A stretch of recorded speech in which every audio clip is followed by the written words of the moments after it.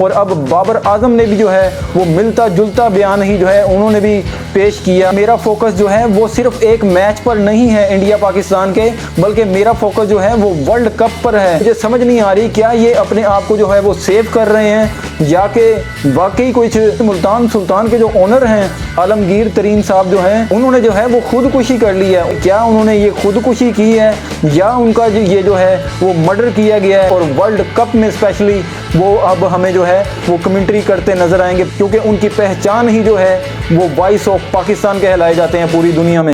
अस्सलाम वालेकुम व्यूअर्स, मेरा नाम है मोहम्मद अजीम और आप देख रहे हैं इस वक्त कैच आउट शो। तो व्यूअर्स, दिन भर की बड़ी बड़ी ब्रेकिंग न्यूज़ लेकर मैं आपकी खिदमत में हाजिर हूं और सबसे पहले मैं बात करने जा रहा हूं कि बाबर आजम ने जो है वो वर्ल्ड कप 2023 में पाकिस्तान और इंडिया का जो मैच होना है उसके बारे में कुछ बात की है, क्या कहा है उन्होंने, इस पर बात करूँगा। और दूसरे नंबर पर मैं आपसे बात करूँगा कि मुल्तान सुल्तान के जो ओनर हैं उन्होंने खुदकुशी कर ली है। बड़ी अफसोसनाक खबर सामने आई है, क्या वजह बनी है उनकी खुदकुशी की, इस पर बात करूंगा। और तीसरे नंबर पर मैं आपसे बात करूंगा कि वॉइस ऑफ पाकिस्तान रमीज़ राजा जो हैं वो अब कमेंट्री पैनल पर वापसी करने जा रहे हैं। कहां पर उनकी वापसी होने जा रही है ये आपके साथ शेयर करूंगा, मगर उससे पहले अगर आप मेरे चैनल पर नए हैं तो मेरे चैनल को सब्सक्राइब कर लें और साथ लगे बेल आइकन को दबाकर ऑल पर क्लिक कर लें ताकि मेरी हर आने वाली वीडियो का नोटिफिकेशन और हर आने वाली न्यूज़ का नोटिफिकेशन आपको मिलता रहे। तो व्यूअर, सबसे पहले मैं बात करने जा रहा हूं कि बाबर आजम ने जो है वो वर्ल्ड कप के हवाले से पाकिस्तान इंडिया के मैच के हवाले से जो है वो बयान दिया। एक प्रेस कॉन्फ्रेंस में जो है उनसे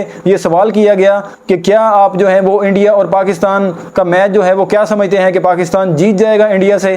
तो उन्होंने भी वही मिलता जुलता जवाब जो है वो पेश किया जो कि पिछले दिनों हमें सुनने में आया कि शादाब खान ने भी वही बयान दिया और शाहीन शाह अफरीदी ने भी पिछले दिनों वही बयान दिया और अब बाबर आजम ने भी जो है वो मिलता जुलता बयान ही जो है उन्होंने भी पेश किया अवाम के सामने कि जी हमें जो है वो वर्ल्ड कप में सिर्फ इंडिया के मैच पर जो है वो नज़र नहीं रखनी चाहिए, बल्कि हमें जो है वो वर्ल्ड कप में नज़र रखनी चाहिए।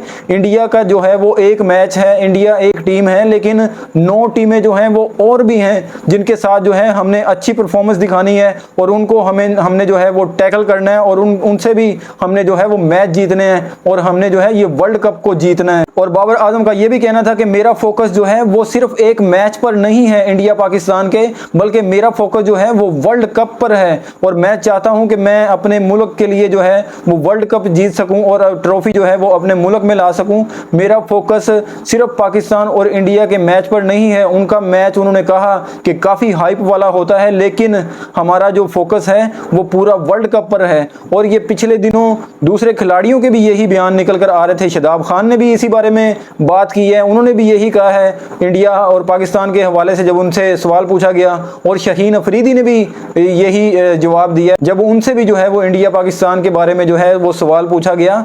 ये अब मुझे समझ नहीं आ रही क्या ये अपने आप को जो है वो सेव कर रहे हैं या कि वाकई कुछ सीरियस ले रही है पाकिस्तान टीम इस वर्ल्ड कप को और इस ट्रॉफी को जीतने के लिए, कि सभी खिलाड़ी जो हैं वो एक ही तरह के बयान जो हैं वो दे रहे हैं और सभी खिलाड़ी एक ही तरह की जो है वो बात कर रहे हैं वर्ल्ड कप 2023 के हवाले से। और दूसरे नंबर पर मैं आपको खबर देने जा रहा हूं कि मुल्तान सुल्तान के लिए बुरी खबर आ रही है कि मुल्तान सुल्तान के जो ओनर हैं आलमगीर तरीन साहब जो हैं उन्होंने जो है वो खुदकुशी कर ली है। उन्होंने बताया गया है कि उन्होंने अपने पिस्तौल से ही, अपनी रिवॉल्वर से ही जो है वो अपने सर में गोली मार ली है। और ये क्या वजह बनी है, क्यों उन्होंने खुदकुशी की है, अभी इस बारे में कोई भी बात सामने नहीं आई है।